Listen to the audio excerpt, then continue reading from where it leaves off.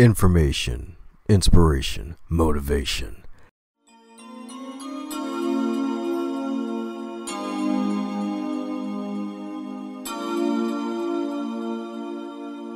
You are now listening to the Going North podcast, where you're going to get all three of those things and more. I'm your host, author, speaker, and book enthusiast, Dom Brightman.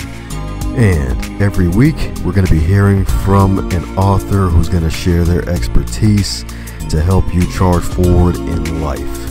Now let's get on with the show.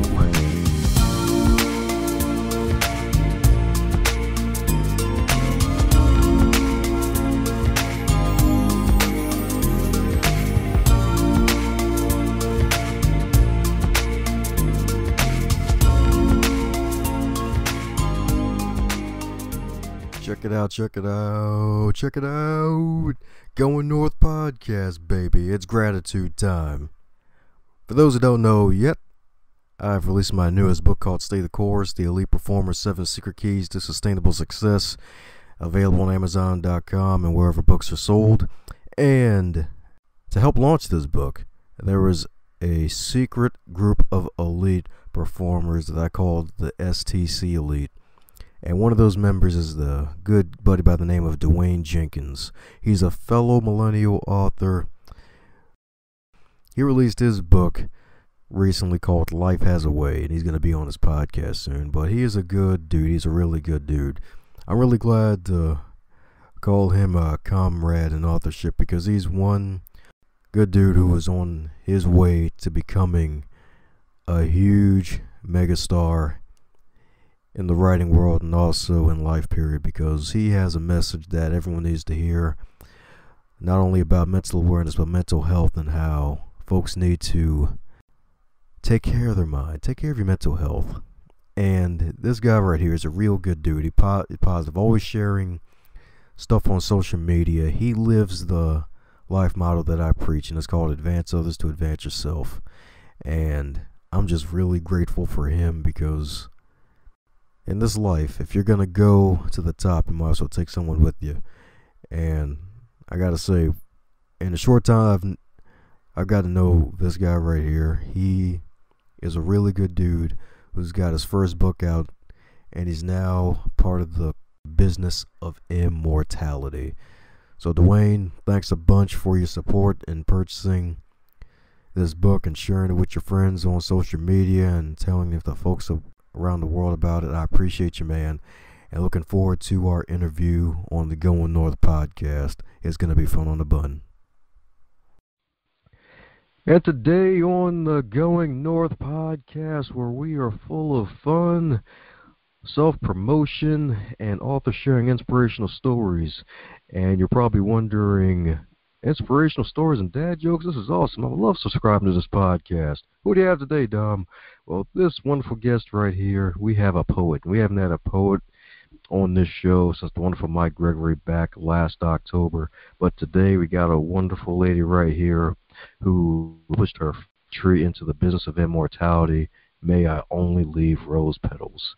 And this is a wonderful compilation of poetry about rediscovering the truth of one's innate divinity in the face of great pain, darkness, fear, and separation. And this book is a catalyst to inspire, ignite, and lift people out of darkness and into the light. And the wonderful lady behind this book is the one, the only J.S. Drake. How are you today, ma'am? I'm doing great, Dom. Thank you for inviting me on this podcast. Oh, it's a pleasure to have you on this podcast, too. That's right. And you posted a book of poetry. How's it feel?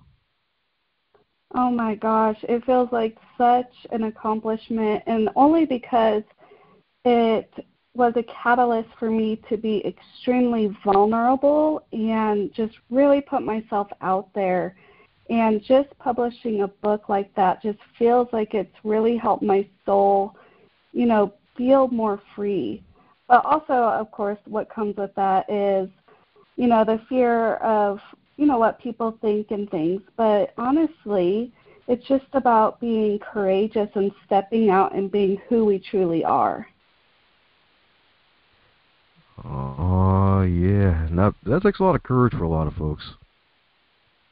Yes. Yes, but when we're courageous, that's when really the magic truly happens. And courage, it does take vulnerability and being willing to be visible and to allow other people to see you. Oh, yes, indeed. And that's a huge thing nowadays, indeed. So what led you to actually publish your set of poems and actually get out from, I guess, behind the darkness and the shadows to actually come into the light and put yourself out there as an author? Well, through my experiences of childhood, I think everybody has childhood stuff that, was hard or very difficult. And in childhood, I just experienced, some traumas, loss, abuse, and then really struggled in my teens with like bipolar disorder, teens and early adulthood actually, with bipolar disorder and suicidal tendencies, and really fell into darkness and despair. And I lost my best friend when she was 16 years of age. She died in a car accident. Ouch. And then that really sent me spiraling. Yeah, it sent me spiraling out of control and into addiction with alcohol. And so through this process of like losing myself, I would say, I really got to know myself very well, because in this hurt and despair, when I started coming out of that, I had the inspiration to start this poetry journey. And what this did was, when I wrote poetry, this wisdom would come through my poetry, and it helped me find my place in the world.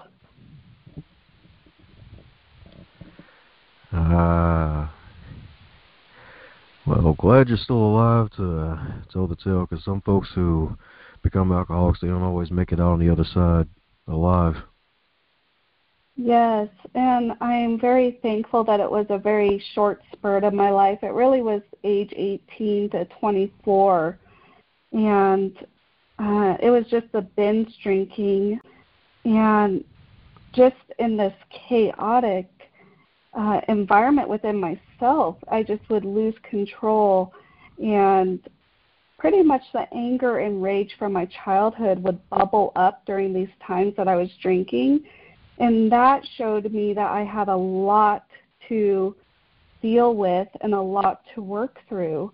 And the catalyst that truly led to me kind of really having a wake-up call in my 20s was, I had a massive knee injury from compulsive exercising, because in my addictions, not only was I addicted to alcohol, I was addicted to compulsively exercising. And I think it was to deal with the wound, I am not good enough and I am not worthy. And so to deal with those wounds, I would kind of bandage them with these compulsive behaviors. And so then when I had this injury to my knee, it really, knocked me on my butt. And I was just like, what am I doing with my life? And that was my rock bottom, was having that happen, because I could not run anymore. I could barely walk even. I was on crutches. So all these things, it really was a wake-up call. And that's what led me to really look within myself. Wow, so compulsive exercises. So I'm guessing you just wake up at 5 a.m. in the morning, run over to the gym, and then start working out, or do CrossFit, or how did that work out? Yeah, so I would basically exercise every single day, and it was sometimes multiple times a day, or do double workouts. And so it just caused a lot of damage to my joints. And so I think that's where the knee injury came into play. But what it led me to discover was what the dark night of the soul really feels like. And if you're open to it, I would like to share about that, the dark night of the soul. Oh, sure, go on ahead. what really conceptualized the dark night of the soul was reading Eckhart Tolle's definition of it. And really, he explained it as like a deep depression or a collapse of a perceived meaning in life. So it's an eruption in your life of a deep sense of meaninglessness. And you feel like nothing makes sense anymore. There's no purpose in anything. And you wonder and you feel whether you're worthwhile or not. In this place, a lot of people face suicidal thoughts like I did, or thoughts of just not wanting to be here anymore. And so this dark night of the soul really brought me to a place of feeling like I was in this big dark hole of hopelessness, despair, fear, and meaninglessness. And it challenged me to face my inner demons. And I believe it came on for a variety of reasons, because whenever we face a crisis or experience that invalidates our meaning of life, then we come face to face with this dark night of the soul. So through all my experiences in life, this is what caused my dark night of the soul, was all these things. But the gift in the dark night of the soul is it allows us to attach meaning to what is really important. And what's important is who we are, and not necessarily where we are in life or what we're doing, but just who we are as we are. And nobody can take that away. So finding meaning in that is very important. And glad you found meaning in that, indeed. And it's really great that you're able to find meaning in that, especially when, heck, even the body. That's probably one of the biggest signs from above. Is like, hey, you got to change something. I mean, a knee injury, that's gotta suck. I mean, I've had a couple of knee injuries myself, and I was left limping for weeks. I'm pretty sure you weren't able to walk for weeks. Yeah. Yeah, our God will use whatever means necessary to get the message across. And when I went to a workshop once, the metaphor that the facilitator used was like getting hit in the head by a 2x4. And the more you don't get the message, the bigger the 2x4 gets. So the more force you get hit by it. So. So that was a definitely big hit by the 2x4 for me. So. I'm sorry, but I just went extra visual with it. That's how he describes it. I can just picture a stubborn person with it. It's like whack. And then they get up again. It's like, all right, let's try this again. No, we ain't get the message. Whack again. Exactly. It's almost like a Jack in a Box. It's like, you got it yet? It is. Yes. Just me being silly again. Oh, I love it. Yes, indeed. And what inspired the title, May I Only Leave Rose Petals? Is it because of the soft voice? Because I'm pretty sure you do spoken word and you should. Well, I have a spiritual master I like to listen to and learn from, and he just was really inspiring to me. And he said a quote that really stuck with me. And, well, I'll backtrack a little bit. So originally I was going to call the book The Light That Can Never Be Extinguished, because it's the soul light within that we have eternally, where it may feel like it's in fog or we can't find it or it's buried. But regardless of what we go through in life, it's always there. And I really thought it was going to be that. But then I kind of had nudges from Spirit to not go that route. And I don't know why, but what flashed in my mind was this quote by the spiritual master, where he talks about wherever you walk, leave a trail of rose petals. So, you know, instead of leaving debris and leaving your stuff or your anger or your torment on other people, leave a trail of rose petals. And so then the title, May I Only Leave Rose Petals, came to mind. And so it really resonated, and that's where the title came from. Beautiful indeed, because I'm just staring at the cover of the book right now, and it's so beautiful. I just now noticed the rose bud in the middle that's just blooming out, and then you have the big rose bloom behind the figure. Yes. It's really amazing. Yes, and another aspect of the book that came to mind too is because in the beginning of the book really is a journey. It's a journey from brokenness to wholeness, from victimhood to mastery. And so there's parts of the book that in the poems where I am in victimhood or I am in hurt and pain, and it's like a journey from thorns of pain to petals of peace. And I think that really encapsulates the human spirit. As we grow and learn and evolve, we make so many mistakes, and that's okay.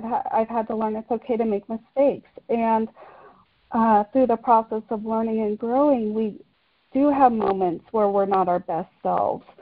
But the message and the gift is in any moment we can choose to be more loving. And that's the key, is knowing and loving yourself enough to give yourself permission to forgive yourself for your past hurts, and then move forward and see the opportunity to choose to be more loving, even if that just means being more loving with yourself. Oh, yes, indeed. Yes, indeed. That's right. Self-love is an important thing that everybody should have. Just not too much, though. You don't want to walk around every day with the I'm Every Woman song playing in your head with a mirror in your pocket, looking at it every 5 seconds. Exactly, because that's just, vanity and narcissism. So we definitely don't want that. Yeah, that's right. Yep, both men and women. That's right. High heels, too. Let me stop.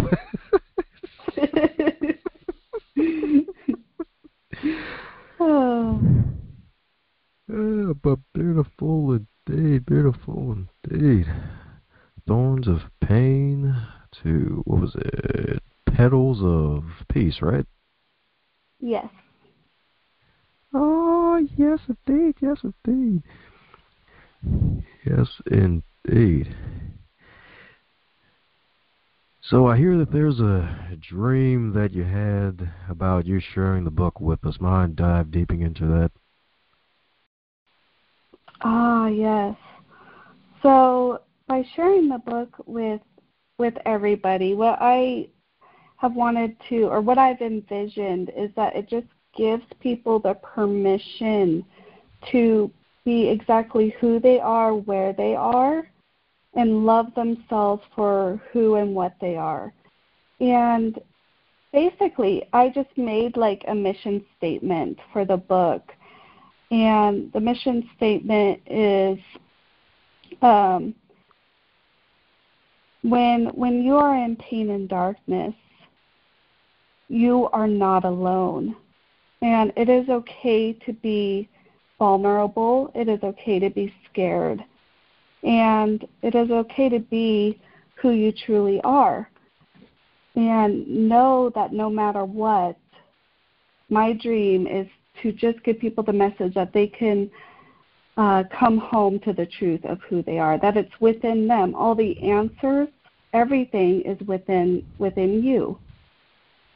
And that's what I had to really learn for myself, because growing up, I'd always look to somebody else for answers or for permission to kind of see how to act or how to be. And really what I want to give people is the permission to be authentic, to be who they are. And the last part that I want to share with that is I just want to bring people home to the truth that they matter and they have a purpose. And even if just one reader experiences this, then I feel it is worth it.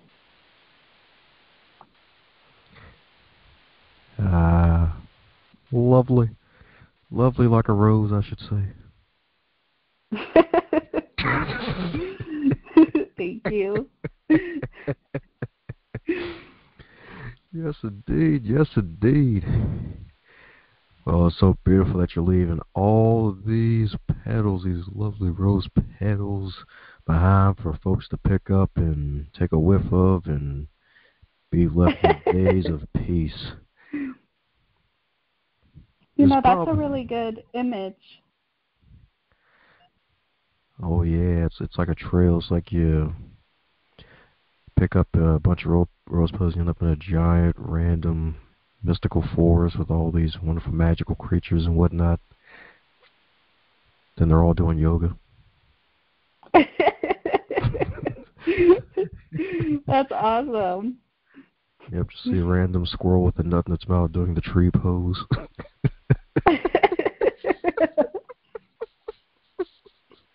That makes me laugh a lot. Well, if my book leads people to imagine that would be pretty darn cool. Yes. If you buy this book, you will picture squirrels doing yoga in your head. Yes. There we go. That's great. And bears wearing yoga pants. Made from tree leaves. Yes. Oh, man. Awesome. Beautiful indeed. So, as with all creators, I'm pretty sure you got another book in the wings, even though it's probably early to be asking this one. But any plans for another work down the road, or possibly doing an audio version of the book? I would love to do an audio version of this book for sure. It's just I haven't quite found out where to look or how to start with that. I guess I could do the audio, but I just haven't dug into that. But I really thought that would be very healing, because poetry as a spoken word can be very healing as well, just through the vibrations of the words. And so that's definitely a dream of mine. And I have been working on a second poetry book. I do not know what I will call it yet, so it's kind of just in the beginning stages. But I have been doing poems. I do them, I try to do them like 3 times a week, but mostly just when I feel inspired or moved. Or even when I don't, when I feel stuck, because what I find is when I write poetry, that sometimes by writing it, that, illumination or something will come to light to kind of help propel me forward or move me from a state of feeling stuck to getting my energy moving again, which I find really interesting that it does that. That's right, because the pen is mightier than the sword. Yes, indeed. But yeah, yes. I'll definitely be in line to be one of the first folks that purchases a copy of the audio version, indeed. Take it on the road. Well, probably not on the road, because I'll probably be left in the daze, but, something to meditate on before going to bed. Awesome. Thank you. Yes, indeed. Yes, indeed. Yeah, folks like you and the delightful Dee Delaney should definitely do more audio work. I agree. I think it would actually reach more people, too. Yeah, because it's kind of hard to read while you're driving. It is. I don't think this is the book you want to read while you're driving, though. No, probably not. It's like, yeah, Dark Night of the Soul, it's this darn traffic. It's like, I could probably use that 2x4 right about now. Yes. Oh, beautiful indeed, beautiful indeed. Alrighty. Well, any advice you want to give to folks who are going through their moment of darkness and pain and they need to find a way to get out of it?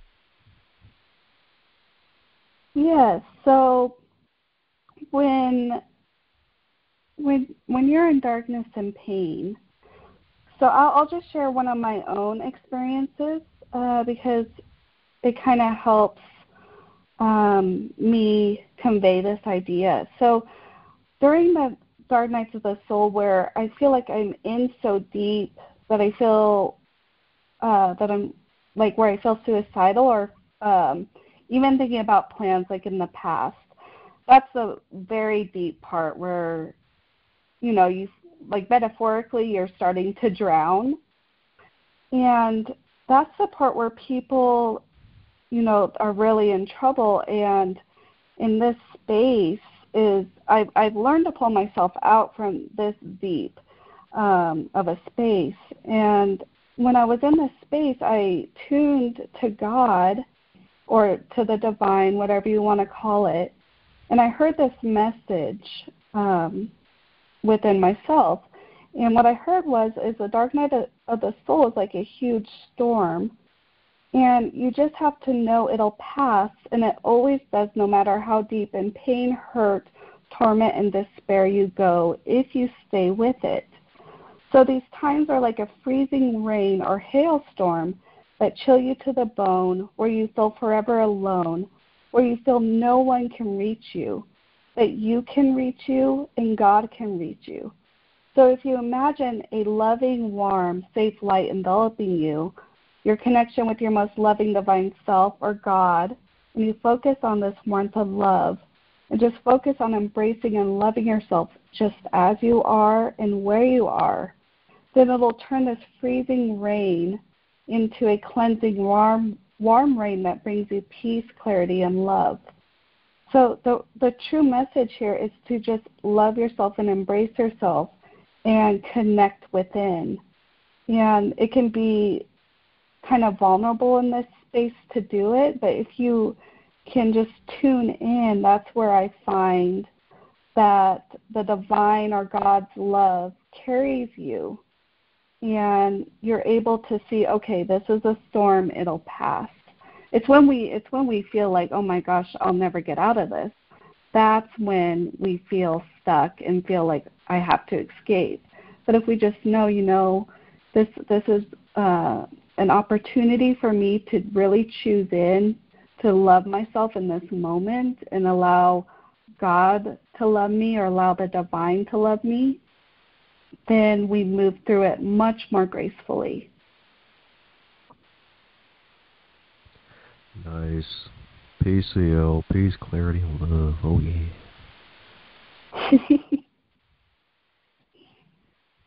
Yes, indeed. Yes, indeed.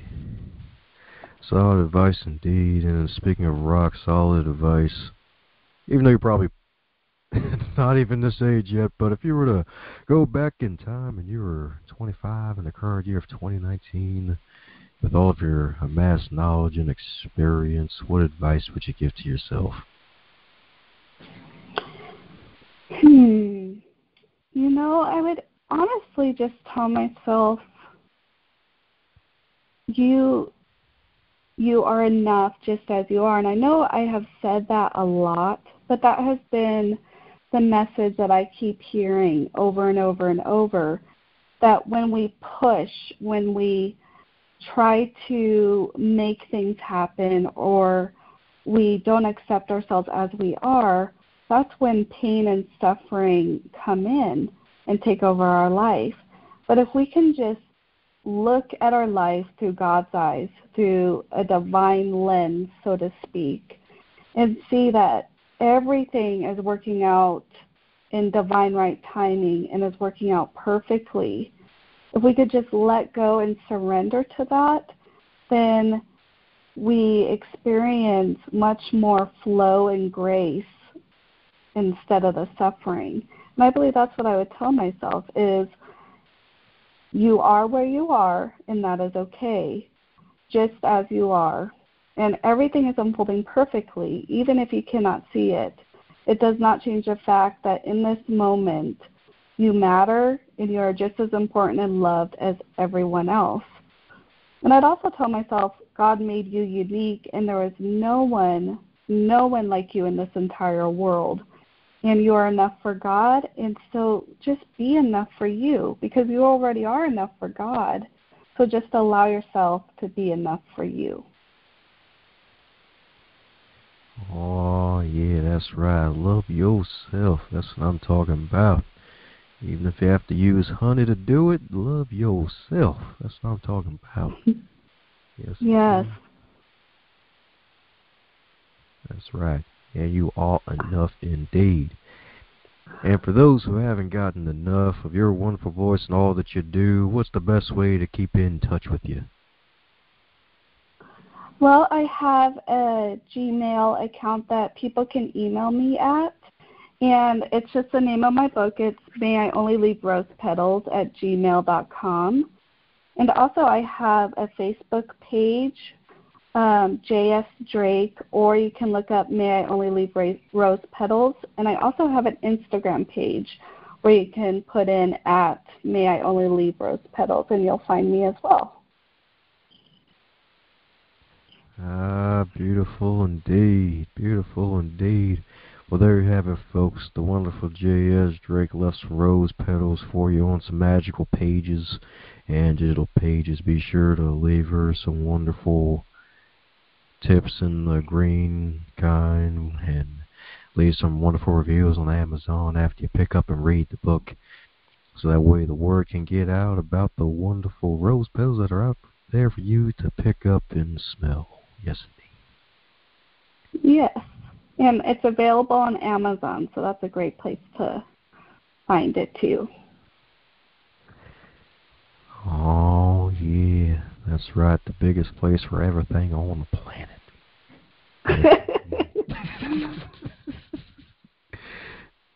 Whew. Well, alrighty, any parting words for our wonderful listeners?